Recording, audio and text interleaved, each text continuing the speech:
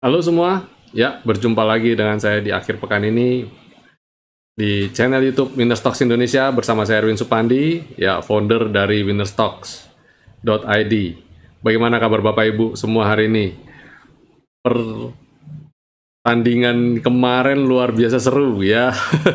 Kita di satu minggu kemarin, wah udah kayak roller coaster, menegangkan sekali. Dan ajaibnya yang bikin saya cukup bahagia karena apa? Kita buat konten video YouTube-nya itu bergerak sesuai benar-benar orang seperti banyak yang bilang seperti kita kayak dukun ya, bisa mempredik pergerakan market betul-betul ya. Dan buktinya ada, buktinya Bapak Ibu bisa silakan lihat postingan kita di YouTube, tidak pernah dirubah judulnya maupun isi ulasannya nggak bisa dirubah. Kalau rubah berarti hapus semua konten, ya kan? Dan tanggal 23 kita sudah warning ya, waspada IHSG menuju 6.000. Sebelumnya saya sempat buat subjudul potensi untuk nutup gap, dan beneran nutup gap dan bahkan lebih ekstrim. Kenapa saya bikin IHSG menuju 6.000? Karena potensial ketika nutup gap dia ada potensi untuk tarik gravitasi lagi ke bawah. Dan IHSG saya di video ini saya katakan bahwa IHSG potensi sampai ke level 5.900 sampai 6.028. Dan di video ini tanggal 24 besoknya saya juga ini ketika IHSG mau sampai ke 6.000 ya. Tapi saya juga bilang berharap ada technical rebound. Jadi kita kasih sinyalnya early ya. Dan IHSG betul begitu nyampe ke 6.058 dia nutup gap dan dia turun ke bawah 6.058, langsung penutupan dia rebound. Penutupannya sempat ke level 6.122 sekian, 6.122 something lah. Ya, itu cukup, wow, ini cukup signal bagus. Dan saya bikin lagi video YouTube tanggal 25. Saya rilis tuh tanggal 25 itu artinya benar-benar rilisnya tanggal 25 ya, bukan tanggal 26. Tanggal 26 yang saya rilis ke publik itu delay, karena saya untuk umum delay. Tapi kita untuk member selalu saya berikan on time. Tanggal 25 ya rilis tanggal 25. Dan waktunya untuk belanja murah saham. Dan yes, kemarin hari Jumat ditutup hijau. Wow, luar biasa banget ya. Congrats bagi teman-teman yang sempat buy on weakness, BCA terutama ya, yang sempat buy on weakness ada kemarin. Kita kode beberapa emiten ya, mereka buy on weakness.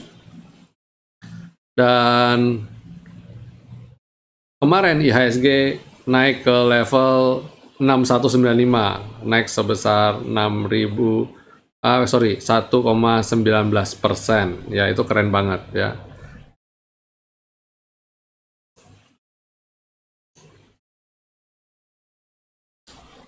Ya, IHSG kemarin naik sebesar 1,19% ya, di level 6.195,56, dan itu good news ya. Dan candlenya biru tua lagi. Saya berharap di perdagangan Senin IHSG bisa naik setidaknya di atas skyline lagi. Itu udah oke lah, cukup menarik, cukup ya menyejukkan hati. Berarti pada perdagangan selanjutnya IHSG potensial untuk rebound. Dan kemarin yang diantisipasi banyak orang adalah earning, laporan keuangan 1 tahun ya di bulan Maret. Banyak yang sudah mulai rilis, banyak yang mungkin belum rilis atau delay tertunda, tapi beberapa perusahaan yang kakap sudah rilis dan beberapa memberikan dividen ya. BMRI, BRI ya konsisten untuk memberikan dividen, dan itu adalah good news buat kita, suatu hal yang bagus. Dan untuk bulan April ini kita akan menyikapinya dengan laporan kuartal pertama yang juga harus mulai dirilis April dan Mei. Tapi hati-hati ya, hati-hati karena market belum oke. Ini belum confirm rebound. Selama IHSG belum naik sampai ke atas skyline atau ke atas selendang, saya masih deg-degan, masih belum oke. Apalagi potensial selendangnya turun Kalau potensial turun dan dead cross dan ternyata posisi candlenya belum bisa beranjak naik, wow, itu sinyal yang menurut saya IHSG berpotensi untuk menguji support lagi di bawah sini yang kotak kuning. Kita standby aja pokoknya, siap-siap aja. Saat ini kita belum untuk buy long term ya, untuk long term hold. Kita lebih ke jarak pendek dulu, bisa taking profit dulu, atau kalau ada beberapa emiten yang kita bisa hold ya silakan hold juga untuk sebagai trailing stop. Kita pakai trailing stop sebagai acuan untuk dapat profit yang lebih baik lagi. Ya, IHSG kemarin pada penutupan perdagangan membukukan net buy ya 93,5 miliar. Wow banget, cukup keren dan saya melihat IHSG Dow Jones juga naik ya, Dow Jones juga naik, banyak market juga oke. Jadi perdagangan minggu depan saya lihat cukup optimistik ya, cukup optimistik. Jadi sekali lagi kita coba lihat ya perdagangan minggu depan apakah dia bisa lanjut di atas skyline atau di atas selendang. Ini pertaruhan kita minggu depan. Oke, kita langsung ke sektoral. Bagaimana dengan sektor kita hari ini? Sektor agriculture. Nah, ini juga rebound ya dari skyline. Setelah bergerak flat, naik, dia pullback dan kembali ke level supportnya dia ya. Dan bagusnya adalah tertahan ke level skyline. Oke, kemudian basic industry. Basic industry juga sama ya, tertahan level skyline dan dia bisa bertahan. Ini menarik sekali nih. Nah ini, oke banget ya. Setelah basic industry, kemudian ada consumer. Nah, consumer rupanya level di sini, level di 1666 ini rupanya cukup kuat nih, dia nggak tembus-tembus dan dia udah mulai rebound lagi. Cermati jika consumer bisa naik kembali ke atas selendang dan bisa di atas skyline, silakan cermati emiten consumer. Ada beberapa emiten consumer yang saya proyeksikan untuk trading jangka menengah ya. Terus kemudian ada finance.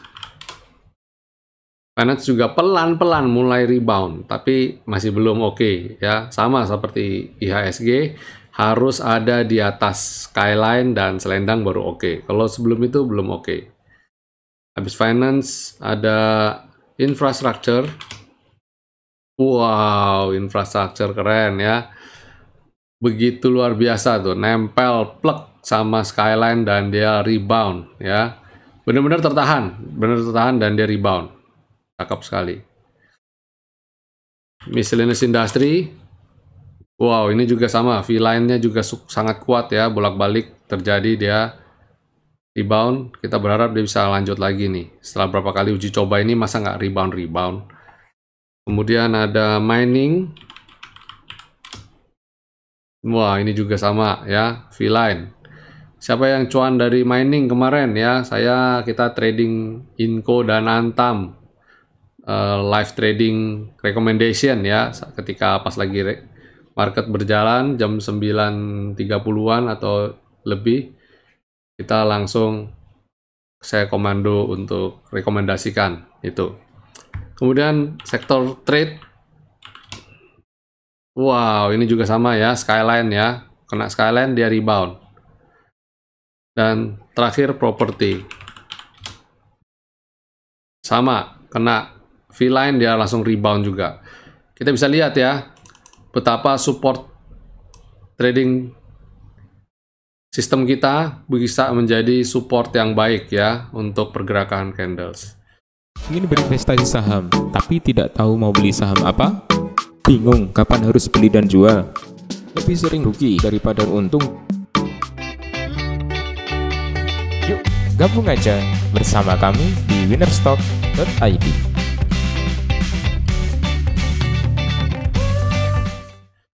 Ya, saya ingin mengulas sedikit ya.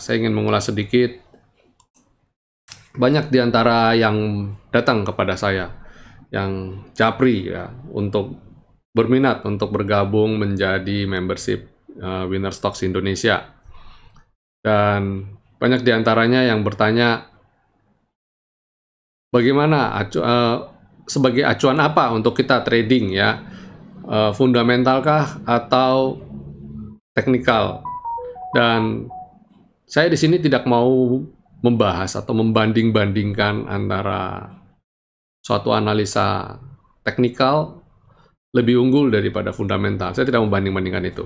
Pada dasarnya keduanya penting dilakukan, bagus dilakukan, dan sudah seyogyanya untuk saling sinergi ya, saling support. Maksudnya saling support gimana? Saling support adalah kalau Bapak Ibu melakukan trading ya kan, cari saham yang fundamentalnya perusahaan ini bagus. Fundamentalnya dulu bagus. Sudah terfilter, ketika Bapak Ibu mau trading, mau lakukan pembelian atau invest, Bapak Ibu bisa mengacu pada technical analisa untuk melihat titik mana yang paling oke untuk entry.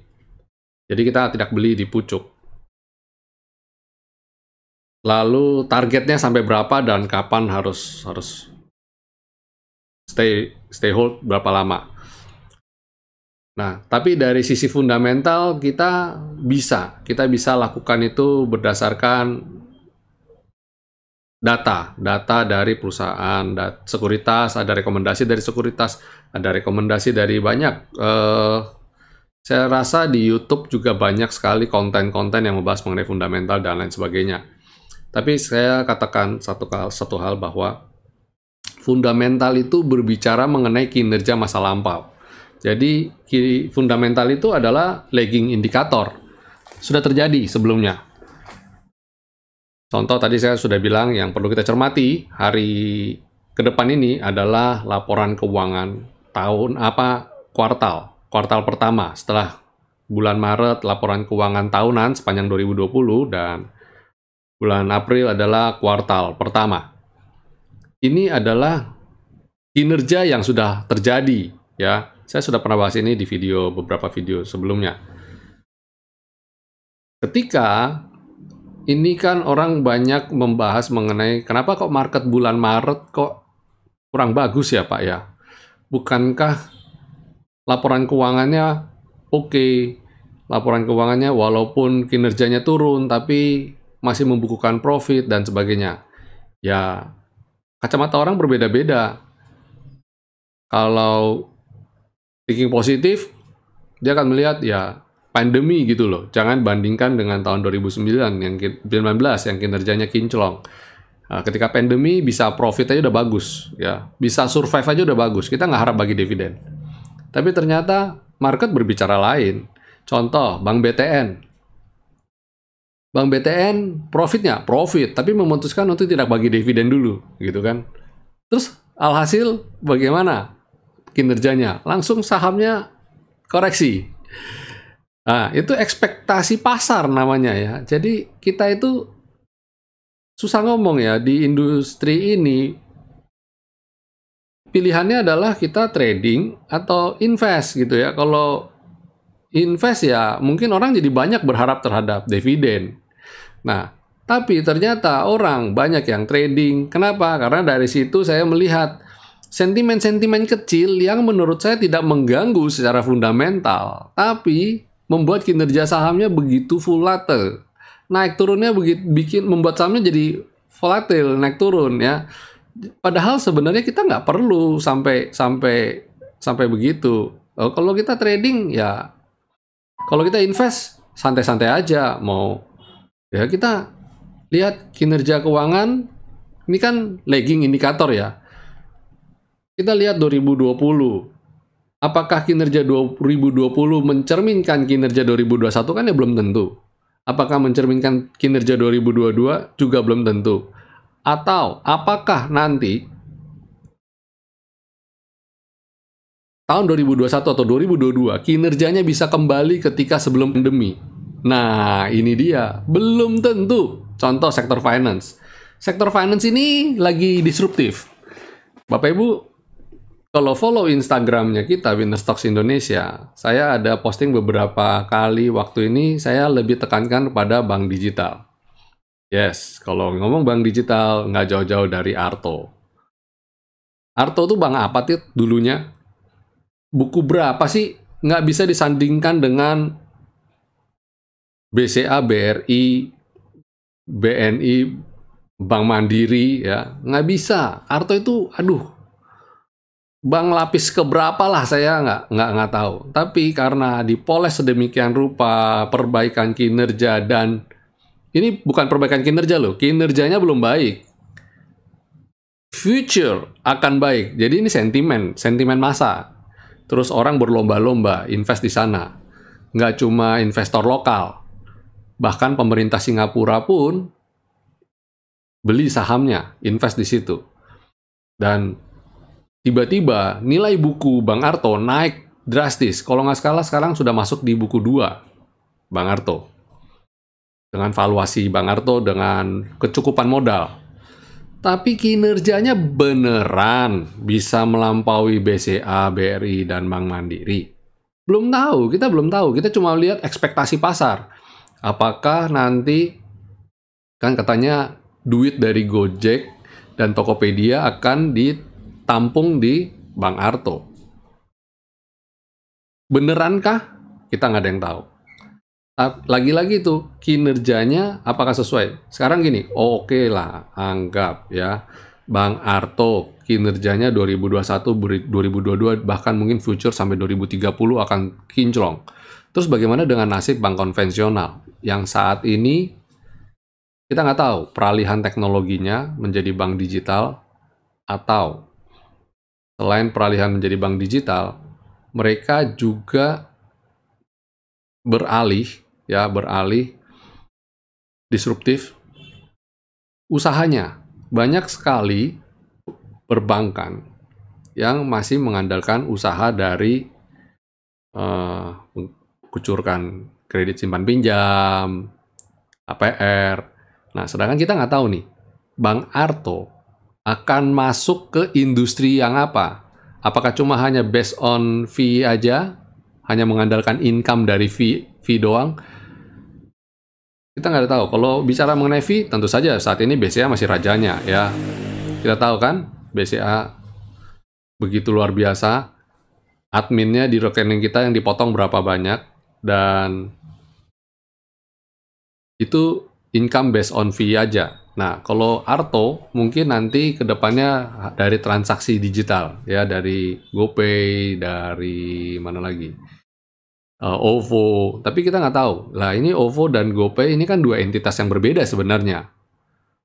Nanti proses mekanismenya bagaimana kita nggak tahu. Dan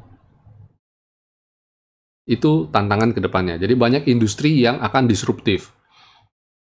Banyak bisnis-bisnis, pola bisnis yang akan berubah dari dari pola bisnis konvensional berubah menjadi disruptif, ya, menjadi sesuatu yang baru. Tatanannya berubah. Jadi susah untuk melihat cerminan dari fundamental. Itu sebabnya saya sebut lagging. Karena kita nggak bisa melihat future, kita cuma bisa lihat sentimen. Nah, kalau bicara begitu, indikator yang paling pas untuk melihat sentimen adalah technical. Kita melihat chartnya, sesimpel itu. Ketika kita lihat chartnya, chart ini trennya bagaimana. Bahkan ketika sebelumnya Arto right issue dan bahkan diminati oleh government investment, ya, Singapura, ya, itu chartnya sudah naiknya terjal 45 derajat gitu, ya. Jadi terlepas nanti ada news apa, sentimen apa, chart sudah berbicara lebih dulu. Jadi chart discount every news, ya. Itu adalah rules yang dari technical analisa. Bukan saya bilang berarti technical analisa berarti segala-galanya. Oh, bukan. Tapi ketika kita melihat suatu pergerakan, kita memutuskan untuk trading, kita lihatlah chart gitu, ya.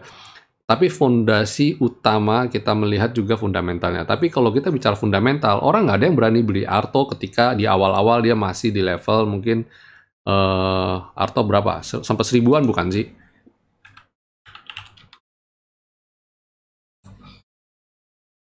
Arto ya di bawah 1000 bahkan ya, di level 500-an. Ya. Nggak ada yang berani trading Arto di situ. Dan ketika mulai naik ke 2.300 pun nggak ada yang masih santai-santai aja, masih nggak sampai gimana-gimana banget. Orang mulai gila, mulai serakahnya keluar itu ketika Arto di level 7.000 6.000-an itu baru wah orang kalap, mau beli, semua mau beli. Bahkan di level 9.000-an ini juga orang masih mau beli. Setelah berita rilis, oh government Singapura aja masuk loh. Dan Gojek menambah kepemilikan loh. Akhirnya wah orang baru kalap. Ya, itu telat menurut saya. Dan news itu adalah part of fundamental. Kalau kita trading forex, kita trading apa-apa, kalau kita bicara fundamental itu salah satunya sentimen. Kita bicara dengan news ya, kita bicara news yang dirilis gitu ya. Jadi kalau full fokus dengan technical, kita nggak bicara itu, kita nggak lihat itu. Benar-benar lihat technical. Kalau di ini saya kasih lihat nih Arto nih, begitu magnificent, manly nih ya, manly. Nah, kalau kita bicara mengenai technical, kita bicara mengenai ini aja, simple ini aja. Riding the wave gitu ya. Kebetulan saya buat selendang ini bentuknya kayak wave ya, kayak gelombang ya, ombak. Dan ada skyline, ada v-line. Kalau urutannya ini urut, nah berarti kita tinggal enjoy the trend aja, follow the trend. Orang bilang following trend ya. Kalau daily-nya ya ini sama ya. Ketika di 3.000-an tuh begitu rapi, tapi nggak segampang itu karena nilai transaksinya juga kan nggak gampang dan ada banyak gejolak juga ya.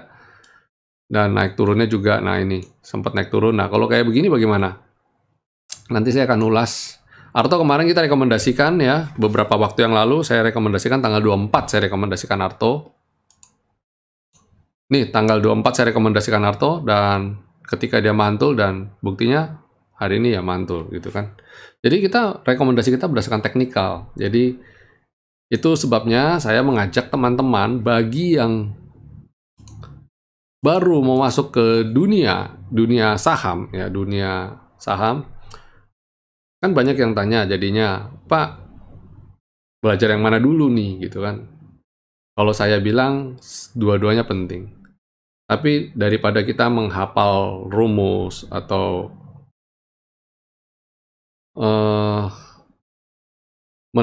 melihat belajar psikologi trading dan lain-lain itu, saya lihat kita lebih baik kita pelajari chartnya dulu. Bahkan chartnya pun kita cari yang mudah, yang semudah mungkin, sehingga banyak trader, banyak yang baru mau trading saham pemula ya, mereka itu bisa punya gambaran dulu ya. Istilahnya kalau melihat babat alas, istilah babat hutan itu kita sudah tahu, kita petain dulu kira-kira jalannya di mana, mau taruh jalan, mau taruh apa. Jadi kita udah ke peta dulu ya semuanya ya. Dan baik trading maupun investasi tidak lepas dari yang kita sebut sebagai psikologi trading. Dan kita nggak usah ngomong jauh-jauh kalau bicara mengenai fundamental. Karena kalau kita bicara mengenai fundamental, kita mau bicara mengenai investasi, ya kita mulai investasi. Itu kita bicara setidaknya untuk 3-5 tahun at least ya. Dan banyak emiten yang kita bisa untuk investasi 3-5 tahun ke depan. Dan dalam perjalanannya, pergerakannya naik turun nggak? Ayo, naik turun nggak pergerakannya? Ya, naik turun dan itu penuh gejolak dan nggak gampang loh, nggak gampang. Contoh, saya mau kasih gambaran satu emiten ini, Bank BTN. Ini perusahaan bagus atau perusahaan jelek, Bapak Ibu? Ya, ini perusahaan milik negara, ya, perusahaan finance milik negara, dan banyak berurusan mengenai kredit perumahan rakyat. Kredit perumahan rakyat mayoritas banyak yang masuk sini lah, porsinya lebih besar ke sini. Kalau proyek pemerintah, ya swasta juga, tapi intinya adalah program-program pemerintah pasti larinya ke sini dulu. Tapi lihat pergerakannya. Kalau Bapak Ibu invest di sini, di tahun 2000 sempat menerima cuan, tapi waktu 2017 kita katakan berapa? Gimana? Oh, kalau trading, kalau investasi kan menurut Pak Erwin ya 3 tahun sampai 5 tahun. Nah, saya baru entry nih di 2.500 umpamanya. 5 tahun. Nah, ternyata perjalanan waktu kena COVID. Sebelum kena COVID 2018 udah turun dulu. Sudah sempat cuan nih. Nah, ketika cuan dari level 2.500 sampai ke level 3.800, profit berapa persen? Coba, ayo. Pakai chart yang ini lebih enak nih. Wow, 46%. Oke kan, profitnya kan? Profitnya 46%. Sejalan waktu, 2018, koreksi. Balik ke titik modal. Sempet profit 40-an%, terus balik ke modal. Terus gimana? Galau nggak? Ayo, investasi. Ini investasi. Belum 5 tahun nggak jual. Tapi sempat profit 50% dan dia turun. Sekarang jadi 0. Galau nggak? Galau. Tahu gitu, saya jual tuh kemarin waktu dia di level 3.800. Profit 40-an%. Ayo. Ini kita ngomong fear, greed, and hope ya. Nah, terus akhirnya kan ini kayak malaikat di kiri dan malaikat di kanan. Yang di kiri suruh iblis ya, anggap kan biasanya kayak film kartun kan, ini racun ya. Jual aja, lebih bagus jual tuh di 40% profit. Yang kanan bilang apa? Tenang, katanya ngomong 5 tahun investasinya, jangan jual dong, ya kan? Oke, hold. Bang, nggak kemana-mana nih, sampai 2019 dia nggak kemana-mana, flat aja 2.500-an. Sempet turun, naik lagi, di sini nih tergoncangkan terombang-ambing. Yang kiri bilang, tuh kan gue bilang juga apa, jual. Yang kanan bilang apa, tenang, nanti juga naik lagi gitu kan, pokoknya di sini. Tuh kan tambah turun lagi, ya kan? Gue bilang juga apa, jual di sini. Nah, terus besoknya malaikat yang kanan ngomong, tuh naik kan, gak usah jual, tenang aja, gak usah khawatir. Pertentangan batin terus berlangsung selama 2 tahun.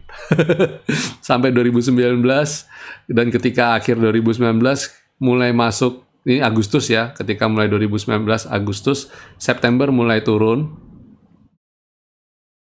Desember, Januari, Maret,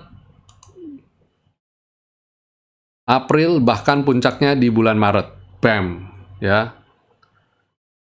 Di posisi 800,775. Yang mana kalau kita lihat minusnya berapa persen dari sisi sini, oh nggak keukur ya.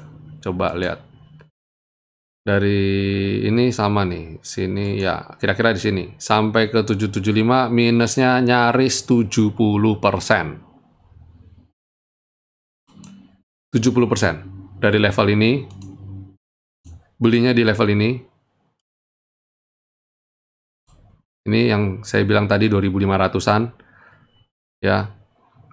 Ke bawah sini 70% minusnya. Dari profit 40% jadi minus 70%. Kira-kira Bapak Ibu perasaannya bagaimana? Profit 40% nggak dijual. Turun sampai minus 70%. Saya yakin tuh makan udah nggak ada rasanya itu. Dibawa ke restoran Wagyu, sodorin. Nih, Wagyu makanan enak nih, steak mahal nih, 1 piring 1 juta. Bayarnya aja nggak tega, apalagi mau makan. Mau makan aja nggak tega, apalagi mau bayar. Itu udah nggak ada rasanya itu, saya yakin itu. Dan sekarang anggaplah dia mau jual, dia jual di sini. Aduh, udah deh. Saham sudah tidak cocok buat saya, gitu kan. Jual aja deh, gitu kan. Masa 2017 ke 2020, 3 tahun. 3 tahun. Uang saya nggak jadi untung, malah buntung. Ada true story di sini? Ada yang ngalamin hal ini?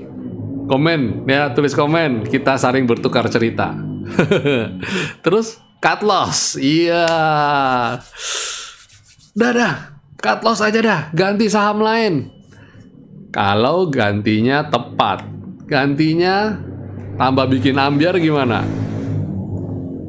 Ayo, anggaplah, wah kalau kayak gini mah, ya pantas aja krisis kok. Bank mana ada yang jalan? Pindahin ke consumer deh. Indofood. Orang semua makan, pasti makan. Dan produknya banyak makanannya tuh Indofood. Masa sih ambiar? Apalagi sekarang udah di bottom nih. Waktu itu Indofood lagi di bottom juga. Yuk, beli untuk nanti rebound. Kasih kesempatan. Cut loss di BTN, pindah ke Indofood. Sekarang saya cerita di Indofood.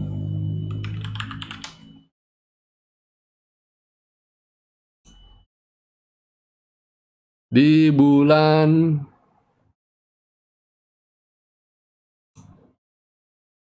Maret. Di bulan Maret, Indofood, ya. Akhirnya sempat turun kan? Tet. Ini bulan Maret loh ini. Bulan Maret, bulan April ya, ini bulan Mei. Mei-nya turun lagi 5.000. Kira-kira kalau kita beli di bulan Maret ini saya anggap belinya bahkan cuma di sini loh, nggak di bawah loh. Saya belinya di level 6.300, sempat turun lagi 5.500, turun 13% lagi. Kalau tadi minusnya 70%, sekarang tambah 30% lagi, 13% lagi, berarti minusnya sudah total mungkin 80-an persen. Waduh, cut loss deh. Nanti kalau turun lagi gimana?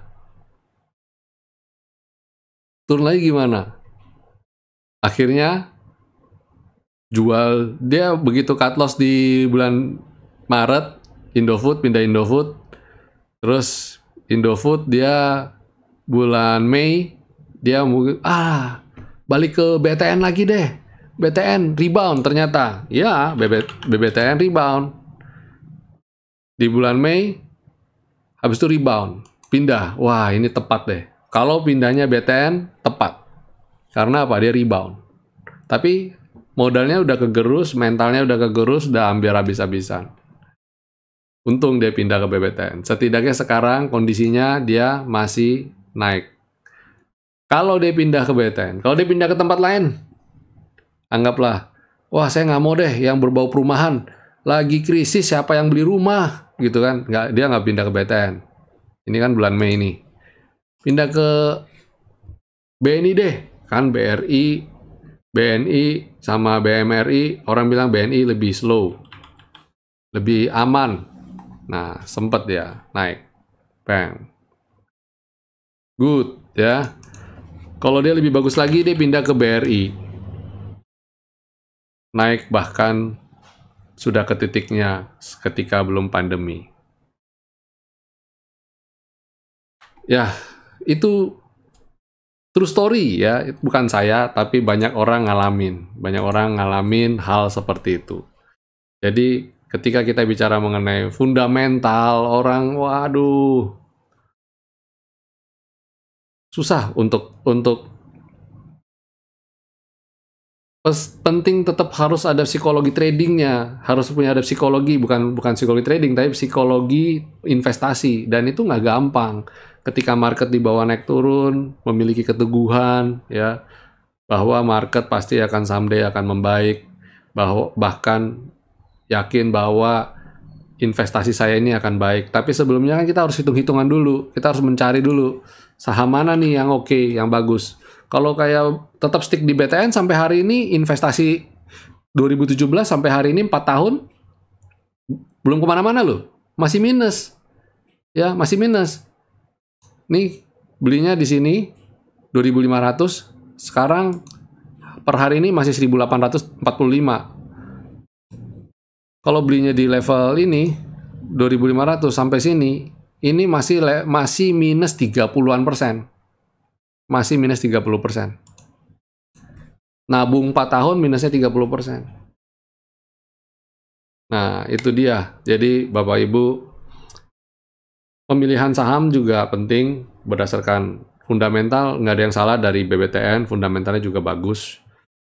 Tapi terlebih dari itu, alangkah baiknya jika menggunakan chart sebagai acuan untuk beli juga, ya.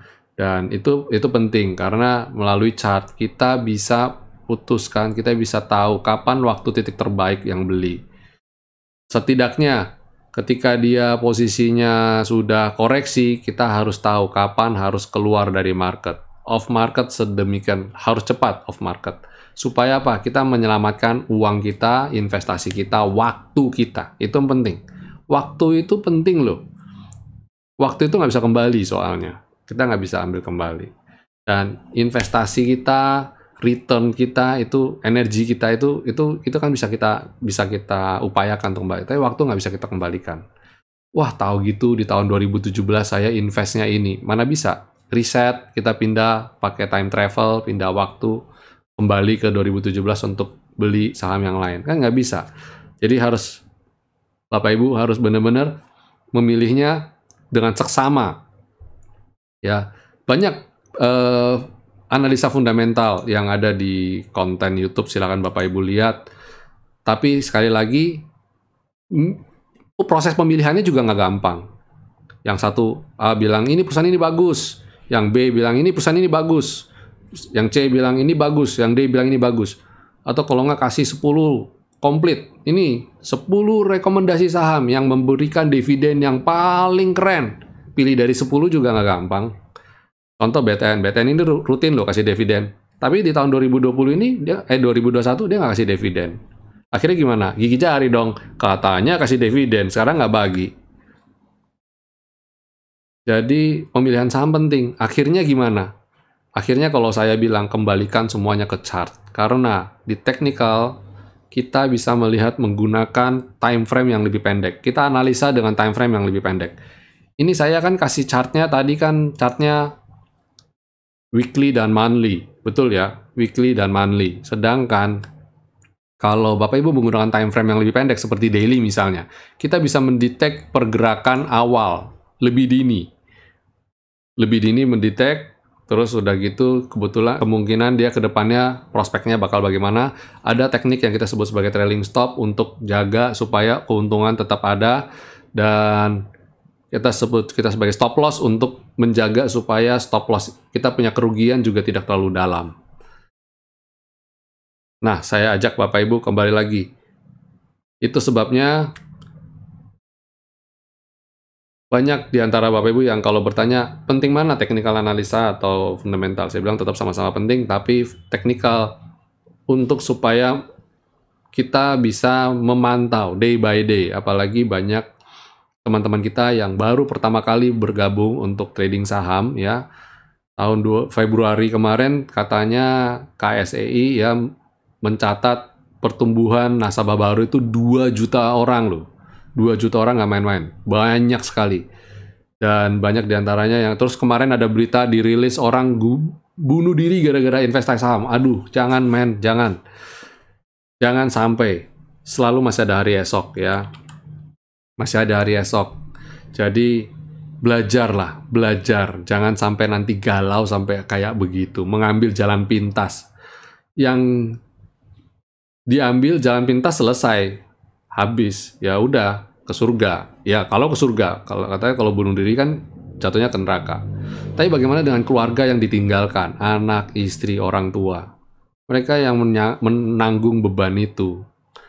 Jadi daripada begitu, saya ajak Bapak Ibu untuk belajarlah dulu. Technical analisa dulu adalah salah satu yang paling mudah untuk dipelajari saat ini.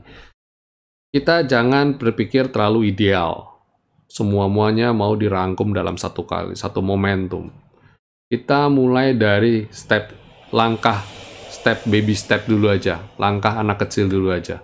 Pelajari dulu teknikal dari yang paling mudah. Itu sebabnya Winstocks Indonesia menciptakan quantitative trading system yang menggunakan istilah yang mudah, menggunakan indikator yang semudah mungkin. Padahal di dalam Winstocks Indonesia, indikatornya itu kita kompilasi dari berbagai macam algoritma perhitungan yang complicated.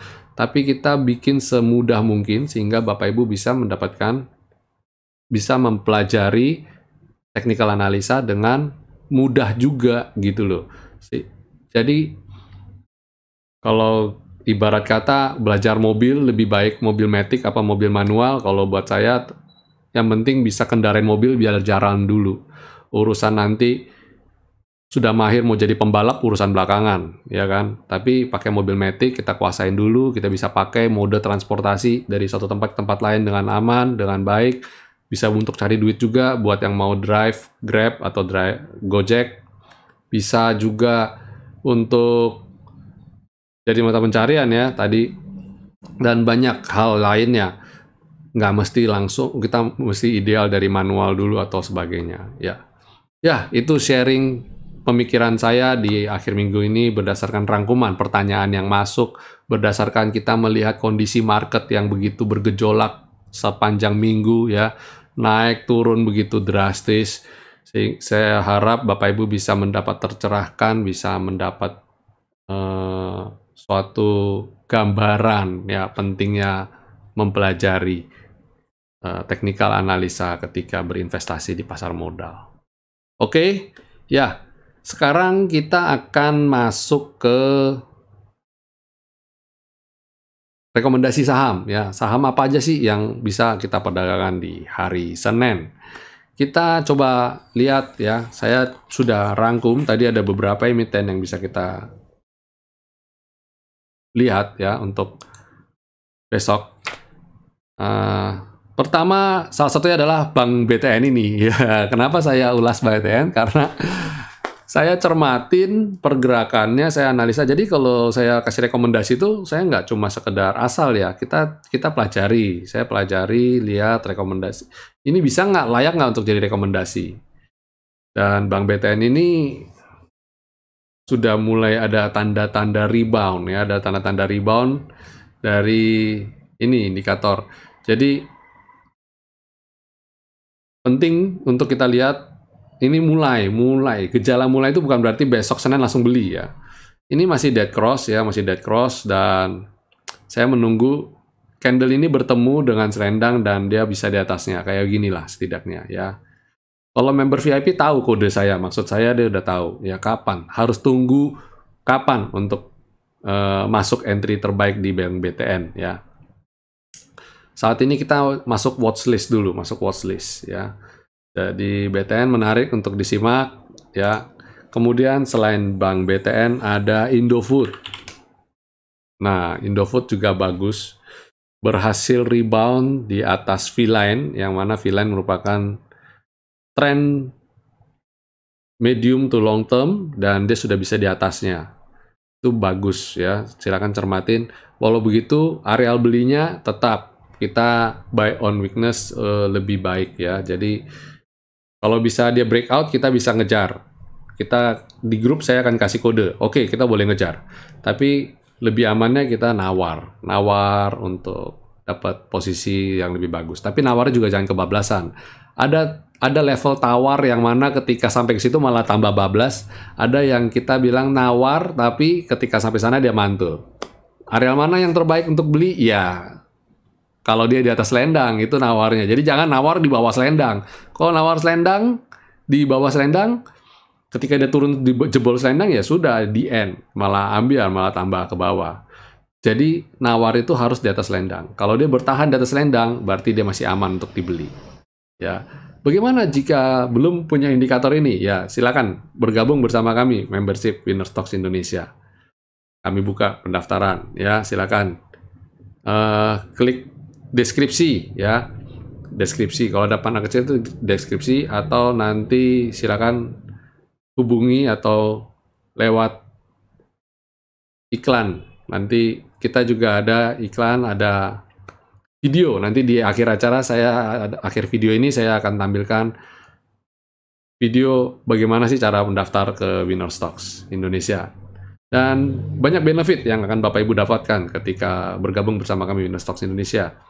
Selain indikator ini ada grup, ada materi video pembelajaran yang berjumlah 30 lebih, dan ada alert, ada rekomendasi, ada prospektus yang kita terbitkan juga setiap harinya. Banyak sekali benefit ya Bapak Ibu untuk dapat bergabung dengan Winner Stocks Indonesia. Selain Indofood ada Telkom. Wah, Telkom tadi udah lihat sektoralnya rebound ya. Telkom silakan cermatin. Ini juga sama, lagi dalam sideways dan ada level tertentu yang mana tepat untuk beli. Jadi ketika dia breakout beli ya. Dan kalau saat ini Telkom saya bilang masih di area sideways. Kalau bisa breakout ini menarik untuk dicermatin Telkom ini ya. Kemudian selain Telkom ada Inco. Inco juga, wow, Inco juga menarik ya. Dia setelah turun harga nikel turun ya, dan dia mulai rebound dan sudah di dalam selendang. Ini menarik untuk dicermati. Nanti kalau dia bisa rebound lagi, naik lagi, silakan beli emiten ini ya. Kemudian ada satu lagi terakhir adalah Sumarecon. Sumarecon juga bagus nih, pullback dari tengah trend uptrendnya dia pullback ya, ini bagus. Bagus sekali ya, silakan Bapak Ibu cermatin. Kalau bisa tercipta candle biru tua atau berada di atas trendline ini, silakan beli. Oke, itu market review minggu ini. Wow, nggak terasa 45 menit ya. Jadi bekal yang baik bagi Bapak Ibu untuk bisa menikmati akhir pekan sembari belajar. Oke, have a nice weekend semua. Stay safe, stay healthy. Happy profit buat teman-teman yang di membership. Sampai jumpa semuanya. God bless.